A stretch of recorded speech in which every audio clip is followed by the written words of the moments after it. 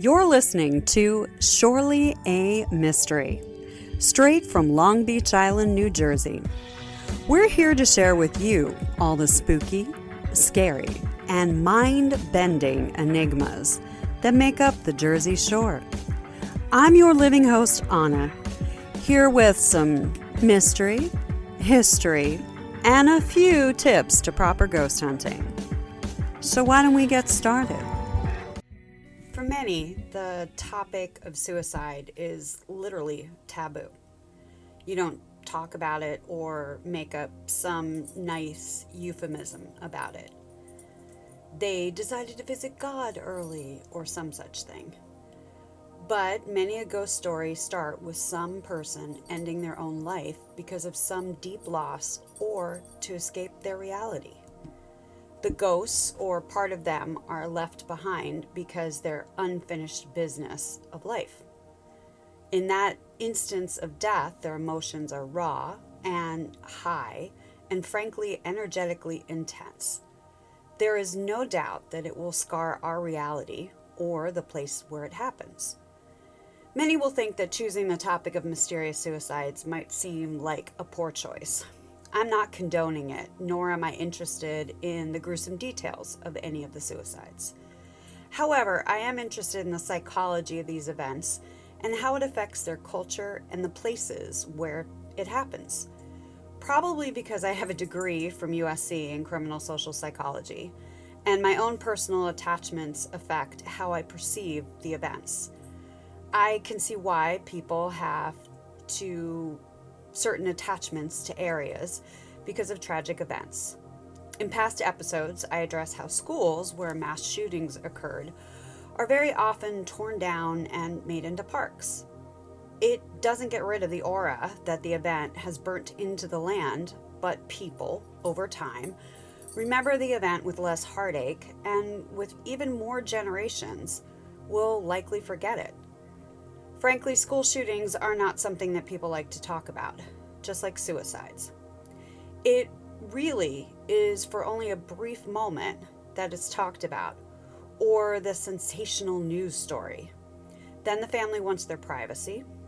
For example, when I say that my father committed suicide, people are suddenly very apologetic, and the mood shifts into major uncomfortableness. When in fact, I understand why my father did it, and am strangely completely okay with it. Only 33% of his heart was working, and he was addicted to heroin. Because he was elderly, he'd rather not be a burden or end up in the hospital in a coma, thinking we would suffer the burden of having to decide to pull the plug. He chose the dignified way, simply not taking his heart meds, so his heart stopped. Not all suicides are that peaceful or clean. However, we need to understand that suicides are actually against the law. No joke. How? How are you going to convict someone who's dead? Some societies believe that God will hold court over their soul when they get to the pearly gates. Some others believe it happens the instant you die. There's this great new show with Kevin Bacon called The Bondsman. The instant that he resurrects, you know that something is up with this claw tattoo on his arm, but he doesn't realize it. So really, it's society's way to prevent people from doing it. Rarely does the judicial system follow through and seek to prosecute or seek money from their living relatives. Attempted suicide is also against the law. To the government, it costs money for police, medical, and hospitals to try and save you, even if you don't want to save yourself. We are a society driven by money, for better or worse. We feel that prevention can, if we tie it to money, happen. But New Jersey takes a weird approach to it. For example, Jenny Jump State Park. Yes, I'm not kidding. There is a state park in northern New Jersey named after a 9-year-old who jumped to her death. We celebrate her death in a park name that has been around for over 100 years. This park is in the Great Meadows and Hope area with beautiful stone outcroppings. There are many campsites and amazing hiking trails. And guess what? They even call the local mountain Jenny Jump Mountain. One to get more creeped out? There's this old-time kiddie amusement park called the Land of Make-Believe on that same mountain, which is, you guessed it, haunted. I think there's even an episode of Ghost Adventures that spends time investigating the park. I suggest you watch it or try and track down the park. So, how did Jenny Jump State Park get its name? Simple. Poor Jenny, as recorded by Swedish missionary Sven Rosen in a 1747 poem, was a 9-year-old colonist. She was the daughter of a local farmer who evidently had gone out to gather berries. She went up the hillside on a cliff above her house. Now, depending on your view of Native Americans, your interpretation of these events will be different. Jenny came upon them, or they came upon her. We don't know if they were a hunting party or just a group of women and children collecting firewood. Nonetheless, she panicked and assumed that they were going to murder or rape her because of what she'd been taught by the adults. You have to remember the time period. Outsiders were enemies. Natives were godless and hostile. Very few settlers thought they were friends. It only changes if you've had an experience which alters your worldview. So, she ran, but she reached the top of the cliff. Jenny stopped. Before her was certain death, and below her she could see her father. Her father, of course, panicked too. Apparently, he screamed up at her, "Jump, Jenny, jump!" So, being an obedient child, she did just that. Now, some tales say she survived, but most focus on she died. If they believed that she died, it wasn't her choice or fault. So, it's not really suicide. It was the Indians who killed her. It was the situation. So, technically, she didn't commit suicide. It was just a tragic accident. Maybe that's why the park is okay to be named Jenny Jump, for abundant courage. Another possibility is that Jenny Jump is really nothing more than an anglicized form of the area's original Lenape name. So Jenny Jump was just a way of telling a tale of how the area got its name and relate it to a European name, making it more relatable to where they were from. But let's continue with the Jenny Jump theme. On the eastern side of the forest, it's called Shades of Death Road. To make it better, that leads into Haunted Hollow, up to the Murders Mountain, and then Ghost Lake. No joke. Their whole area is on this death and destruction theme. The people in the area have really kept that theme going. Ghost Lake was actually a made-up name by William Cruz and Leon Hull until the 20th century, when they dammed up the river which ran between them to make a lake. It was named because of a wraith-like mist formation that comes off the lake. So most of the other names were created by the locals and not from some legend. Haunted? Actually, the area where Jenny's house is said to be. You can see a wandering young girl, or the sounds of a screaming woman can often be heard. Playing devil's advocate, the wind can create the screaming sounds too. I really think it's all circular. People are seeing what they think is what they would see if a young girl jumped near there. In modern times, we try to limit suicides. However, studies show that suicides tend to happen in clusters. For example, in Perth Amboy, there is a Victory Bridge. Trust me, I know this bridge well, because for nearly 2 years, I drive it every morning. Its nickname now is Suicide Bridge. Why? Within 4 years after it opened, multiple suicides were attempted. Many jumpers often succeeded. The answer to the problem was to put up barricades. They first spent time talking about how much the 22 attempts had cost the city. $10,000 roughly, not including the fire department fees. But in the end, Sayreville would not fix nor alter the bridge, frankly, because it was mostly Perth Amboy people who were jumping off the bridge. They didn't want the money back, but they didn't want to fix the bridge because the difference between the cost of the dying and to fix the bridge would be too much. So again, suicide is about the cost to the living in the immediate aftermath. Again, no ghosts. Just people who see others doing it and succeeding. These people figured out that they might get away with it too. So there's no mystery other than people choosing to look at cost and profit over prevention. Mental health is often a taboo subject too. Interesting how death by your own hand and mental issues are both taboo. According to society's beliefs, any place which is holy or sanctified cannot be a place where someone committed suicide. It's known as felo de se, and since 1726 it's been considered a felony in the United States. So they're two sides of the same coin. But there was prevention in the old days. It focused more on after death, sort of to set an example. If you do it, this is going to happen. People would place stones on a corpse and even impale the dead body to prevent the spirit from leaving the grave. A holy icon or symbol would be placed on the body so that they wouldn't rise or harass the living. Some cultures would even nail an 8-inch spike into a suicided person to prevent them from walking. In the United States, people were not allowed to be buried in the graveyard. For example, they would bury them just outside the fence line. So they'd be near their relatives, but not on consecrated ground. In the United States, people were never allowed to be buried in the graveyard who suicided. Even men who participated in duels in the United States could not be buried in the cemetery because they forfeited their life. They chose to die and abandon their duties. It would be like today, all those gang shootings. It's a tit-for-tat mentality. They had to be buried outside the fence or wall of the local graveyard, and in some places, they would even bury the person under crossroads. The belief was that the dead would be so confused as to where to go, because souls, according to legend, only travel in straight lines.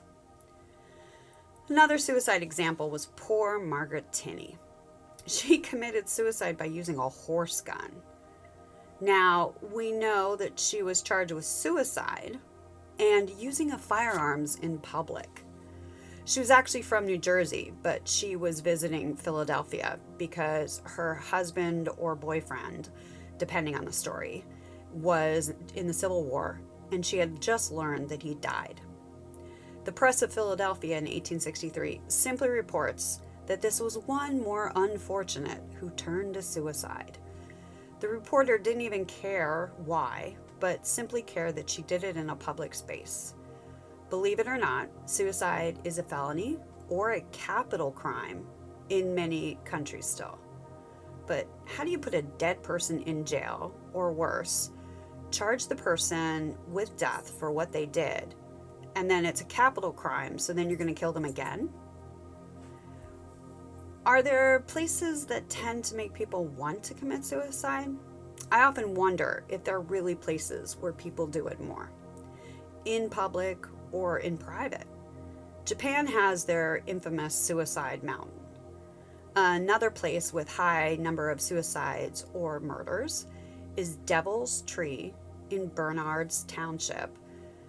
I decided to do some research about why this tree would be so evil, not just what's reported. In 1760, Sir Francis Bernard got the title to Bernard Township. Originally, the land was owned by Lord Stirling in 1717. It is mostly comprised of Dutch, German, and staunch patriots. It was also mostly white. Totally true today, because according to the census, states that there's 88.45% white and 3% Latino. Not that that really has anything to do with it, until you look at the possible reasons for the Devil's Tree.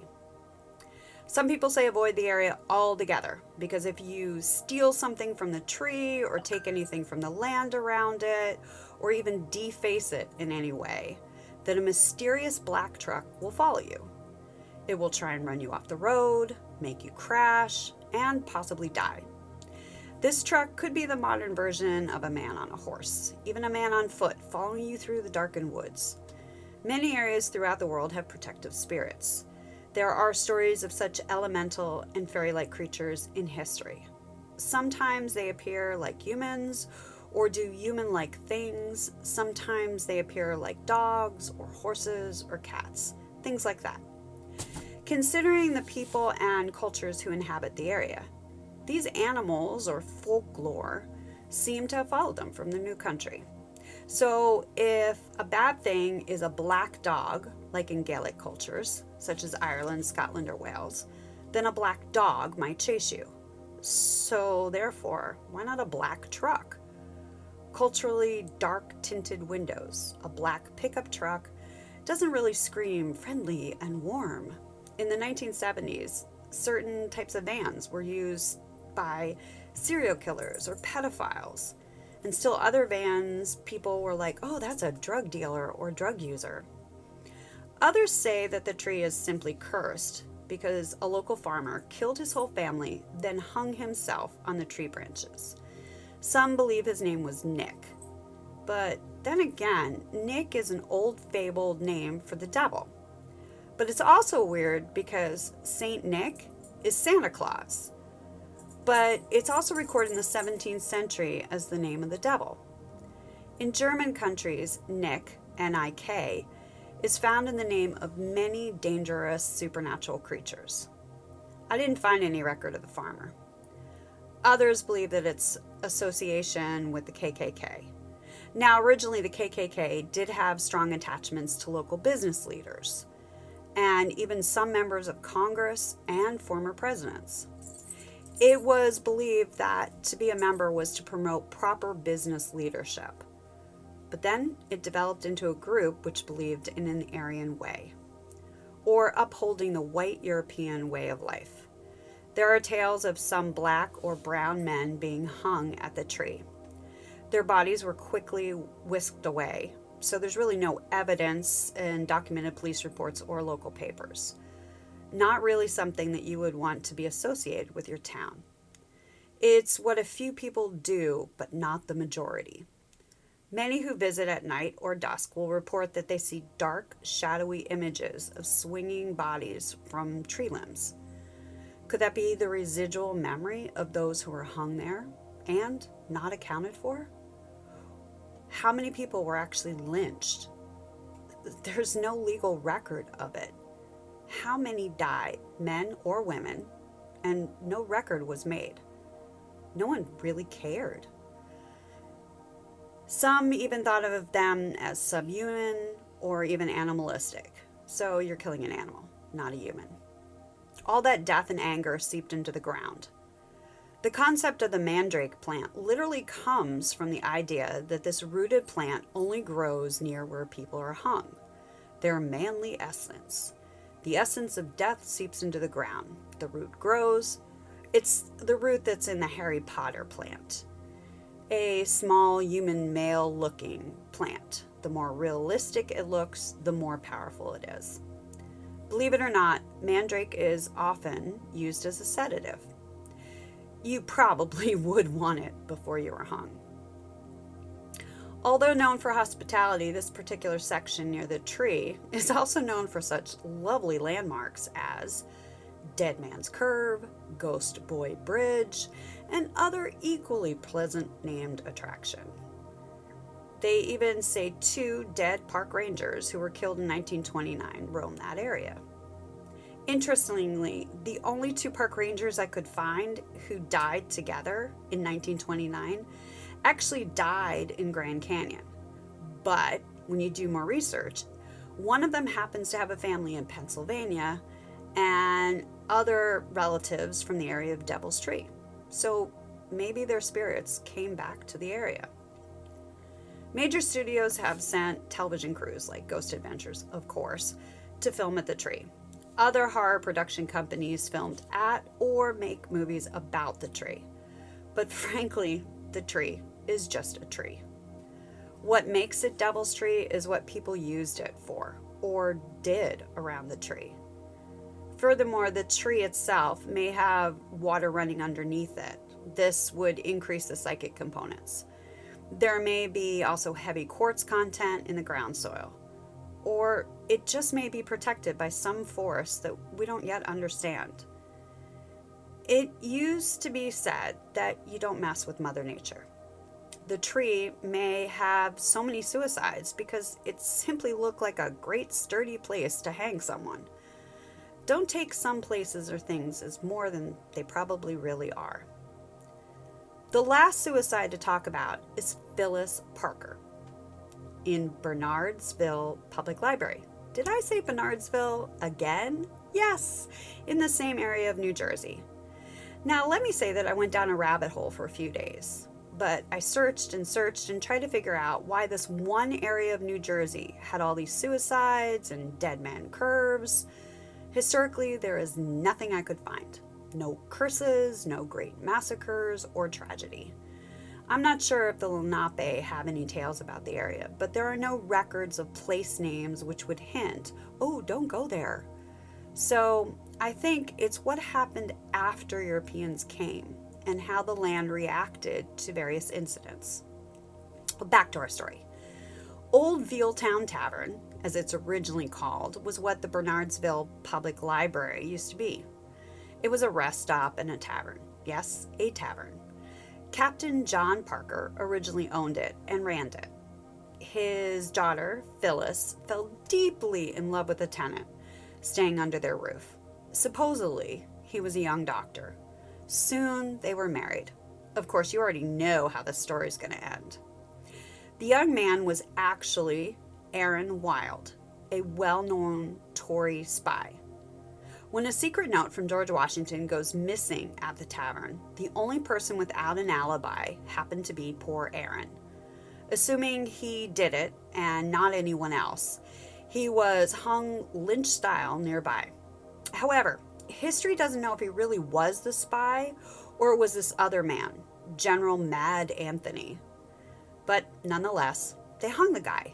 They put his body in a box, which was not really coffin size, nor really shaped like a coffin, and simply sent it to the tavern. His wife, Phyllis, didn't know what happened, so she opened the box, finding her dead husband inside. Of course, she was obviously devastated. Over the years, she slowly lost her sanity. Naturally, Phyllis felt that all around her were the enemy. She was convinced that they were wrong about her true love. He wasn't really a traitor, but a simple doctor. There are several historical sources that state her grief finally took her over. That's a nice way to say she probably committed suicide. There was a gap in the historical records, so nobody is really sure when or where she died. Most likely, since she lived and worked at the tavern, that's probably where she died, or at least where she was laid out for the viewing before the burial. However, not until 1974 did it really become a reported thing, when the library was undergoing renovations. Her cries suddenly became often heard. Sometimes a woman in a white dress was seen. Did she just show up? Did they find something of hers which was lost and buried underneath the floorboards, which kind of reactivated her lamentations? In the 1980s, they held ghost weekends, and some say there's even a video of poor Phyllis. It's not in wide circulation. Frankly, not sure if you can find it anywhere on YouTube. I couldn't. Now, Mad Anthony Wayne is another story. He's the other suspect, and the one that she thought actually did it. Stole George Washington's secret note. He was at the tavern, and he's definitely a viable suspect because he was a friend of Washington. And it made no sense to them because he was Washington's BFF. But, creepy thing, after being dead for 13 years, he died out west. His son decided to dig him up and bring him back to New Jersey. When they dug him up, his body had not decomposed at all. What the hell? I mean, yes, what happened to him? Why did he not decompose in a normal coffin? That's got to be a whole nother episode there, I'm totally sure. Briefly, let's talk about Route 322, which is near the library. Lots of ghosts. That whole area is ripe with ghosts. Want proof of Phyllis? Well, ghost hunters came to visit the library multiple times. Ed and Lorraine Warren, famous parapsychologists, researched the tavern and library and came and did some actual paranormal experiments. And the local police, they want to know for sure. So they've asked multiple psychics over the years to come and prove that it was haunted. There are so many sightings and 911 complaints by people that they want to know if Phyllis is real. I'm likely to believe that her essence is still there. Female screams, crying, and when the librarians would look for the source, she wasn't there. Well, the building is now privately owned, so there are no more public tales. Many previous reports are lots of coincidental things, which appear to happen while investigating in that particular area. For example, in 1995, an investigator's camera failed. They just said it was an electrical problem and probably not ghost tampering. Night shift officers would often park across the library, literally hoping to eat lunch and see a ghost. There are many officers that will state that they saw Phyllis, and nobody will convince them otherwise. Many stories tell of young children while they were in the library who would see a nice but sad lady. Some people would say walking by they would hear crying. I mean, it could be the wind, but then again, we'll never know. So, thank you for listening to Surely a Mystery. Our next episode, I'm thinking it's going to be about the drones. I think so. And eventually I am going to have to tackle weird abandoned children and do an episode on the Jersey Devil. Many listeners want to see and hear my take on that. So, this is Anna, signing off from Long Beach Island on a cloudy day, hoping that you're still out there and still listening. Till the next time.